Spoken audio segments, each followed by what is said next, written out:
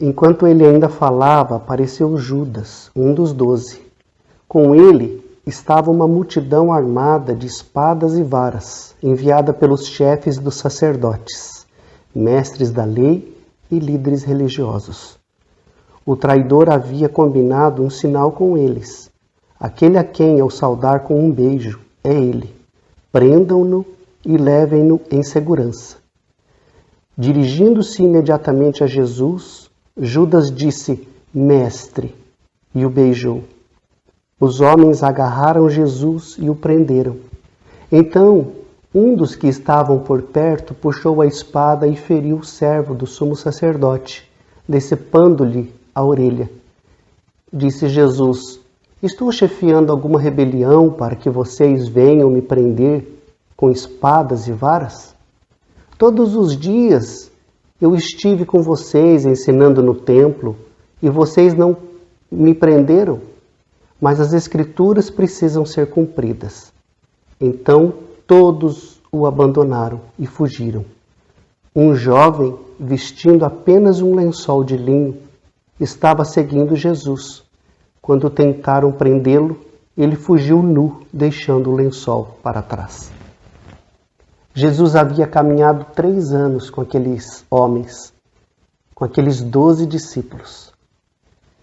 Com eles, ele havia livrado pessoas de problemas seríssimos, curado coxos, cegos, mulheres problemáticas, havia confrontado a fé, a religião, a postura de muita gente, havia libertado muita gente do pecado e da dor. Mesmo assim, houve quem não entendesse. Um dos 12 o entregou. Se vendeu por 30 moedas de prata.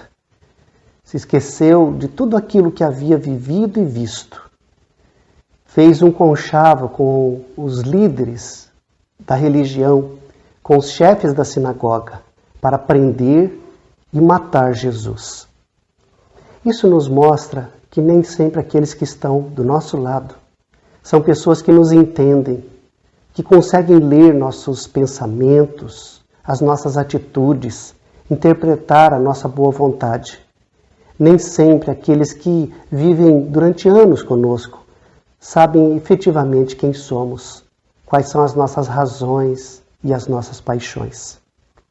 Também nos faz pensar que nem sempre os chefes da religião estão cobertos de razão. Em muitas situações, são eles que nos traem, que nos perseguem, que atrapalham as nossas vidas e, como diz o texto, colocam fardos pesados sobre os nossos ombros.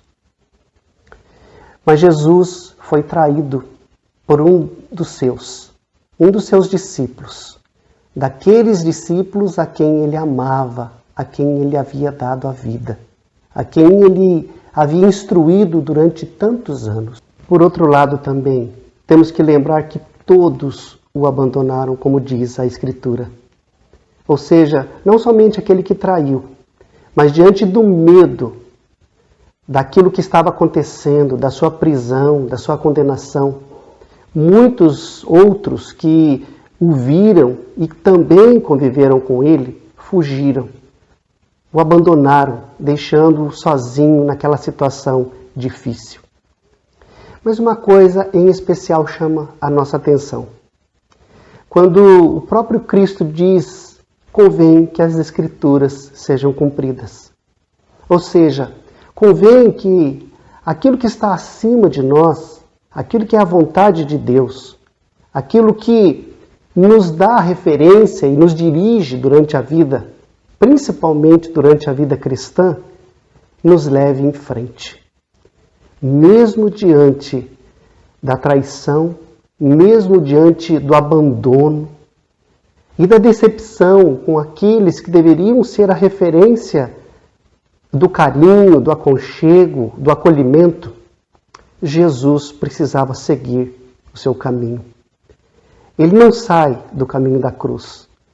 Pelo contrário, ele se submete, ele se oferece, ele se entrega. Neste dia, no meio da Semana Santa, nós nos lembramos do dia em que Jesus foi traído. Talvez para nos lembrar que existem momentos que não são nada fáceis na vida. Momentos que levam semanas, momentos que levam dias ou meses.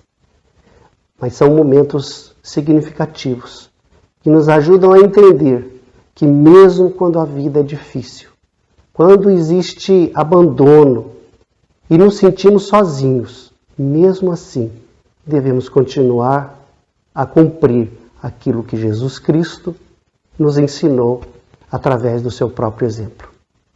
Que Deus nos abençoe, que sigamos em frente, mesmo diante das decepções, das traições e dos conchavos que porventura possam nos rodear. Amém.